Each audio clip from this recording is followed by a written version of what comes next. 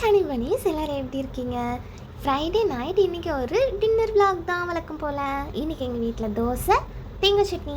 தோசை அப்படிங்கிறது எங்கள் வீட்டில் ரெகுலர் ரெசிபி. எவ்ரி நைட் நாங்கள் வந்து தோசை சாப்பிடாம இருக்க மாட்டோம். நாங்கள் ஒரு தோசை சைக்கோ ஃபேமிலி. இட்லி எங்களுக்கு இறங்காது. ஸோ எங்கள் அம்மா பண்ணுற தேங்காய் சட்னி பற்றி சொல்ல மறந்துட்டேன். எங்கள் வீட்டுக்கு வர்ற எல்லாருமே கேட்குறது, இது எப்படி பண்ணீங்க, நல்லா இருக்குது அப்படின்னு சொல்லாத ஆட்களே கிடையாது. ஏன்னா எங்கள் அம்மா ஒரு தேங்காய் சட்னி ஸ்பெஷலிஸ்ட். ஆனால் இது வந்து ஒரு கம்மி ரெசிபி வச்சு சூப்பராக பண்ணிடுவாங்க. ஆனால் இதில் வந்து ஒரு சீக்ரெட் இருக்குது. அந்த சீக்ரெட் தான் நாங்கள் இன்றைக்கி உங்களுக்கு இந்த வீடியோவில் சொல்ல போகிறேன். ஃபஸ்ட்டு வந்து ஒன்றுமே கிடையாது. எப்பயும் போல் தேங்காய், ஒரு 3 வரமிளகாய், ஒரு 2 பல் பூண்டை போட்டு அரைச்சிக்கிட்டாங்க. அது கூடவே பொட்டுக்கடலை உப்பு போட்டு மறுபடியும் வந்து அரைக்கிறாங்க.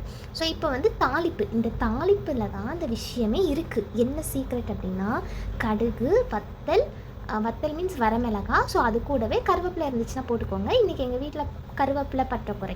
ஸோ கடுகு வெறிச்சு வத்தல் லைட்டாக இதானோடனே எங்கள் அம்மா அடுப்பை ஆஃப் பண்ணிடுவாங்க.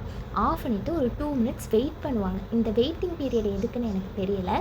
ஸோ அதுக்கப்புறமா சட்னி, அதாவது மிக்சியில் இருக்கிற சட்னியை எடுத்து உள்ளே ஊற்றி மிக்சியும் கழுவி தண்ணியை ஊற்றி கலந்து விடுவாங்க. இதுதான் அதோட ஸ்பெஷலிஸ்ட் அப்படின்னு சொல்லி எங்கள் அம்மா சொல்லுவாங்க. ஆனால் இதில் என்ன மாயமந்திரம் இருக்குன்னு தெரில. ஆனால் அதுதான் அந்த சட்னிக்கே வந்து ஹைலைட்டே. ஸோ அதுக்கப்புறம் நாங்கள் தோசையை ஊற்றி வழக்கம் போல் தேங்காய் சட்னி வச்சு சாப்பிட ஆரம்பிச்சிட்டோம். நீங்கள் இன்றைக்கி டின்னரை என்ன பண்ணீங்க? ஸோ அதை மறக்காமல் கமெண்ட்டில் சொல்லுங்கள். உங்களுக்கு நம்ம சேனல் பிடிச்சிருக்கு அப்படின்னா லைக் பண்ணுங்கள், ஷேர் பண்ணுங்கள். மறக்காமல் நம்ம சேனலை சப்ஸ்கிரைப் பண்ணிக்கோங்க.